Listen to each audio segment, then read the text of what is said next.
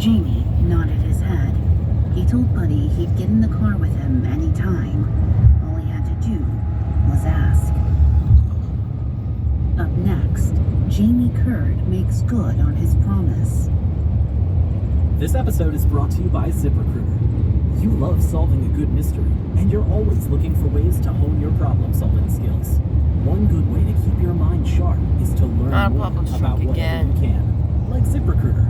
Their AI is always learning. So, if you're hiring, their AI gets better and faster at finding the right candidates for all of your roles. And right now, you can try it for free at ZipRecruiter.com. So how does it work? That was loud. Well, ZipRecruiter finds and matches the right candidates up with your job. Okay. Then it proactively presents these candidates to you.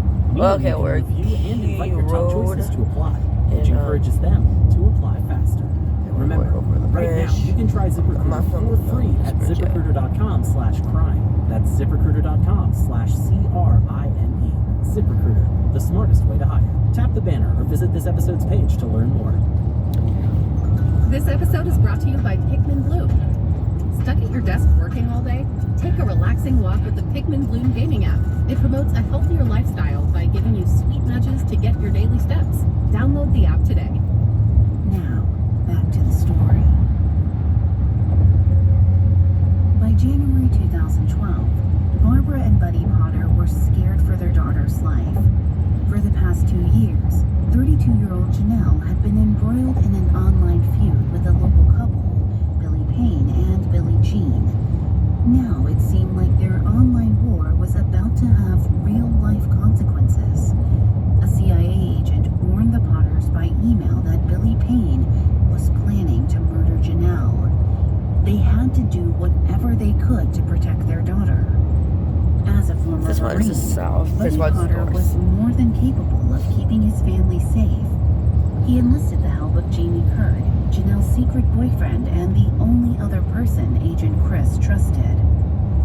Around 4 a.m. on January 31st, Janelle Potter was awake in bed, scrolling through Facebook.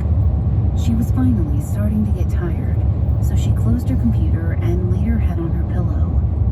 But noises from down the hall kept her awake. She could hear her father's voice coming from his bedroom. He was saying something about a favor and asking the person on the other line if they would go with him that morning. Janelle was able to connect the dots. She listened to her father get dressed. When he slipped out the front door and started his truck, Janelle sent Jamie Curd a text message. At 4:39 a.m., she said, quote, "He's leaving now. I hear the car." A few minutes later, Buddy Potter's truck pulled up outside Jamie's house. Jamie got into the passenger seat. Neither man said much of anything. Buddy drove until he reached the local church, which was on an elevated piece of land. It was still dark outside, but less than a quarter mile away, they could see Billy Payne and Billie Jean's home in the distance. They left the truck parked by the church and headed towards the house on foot. As they stepped through the grass, Jamie got chills. He was starting to regret his promise, but then he remembered Chris. This whole operation was backed, even encouraged by the CIA. The men stepped into Billy Payne and Billie Jean's backyard. Buddy pulled a revolver out of its holster and placed it in Jamie's hands. Hesitant, Jamie followed Buddy to the couple's back door. Jamie stood stock still on the porch, frozen in fear. He kept watch outside as Buddy crouched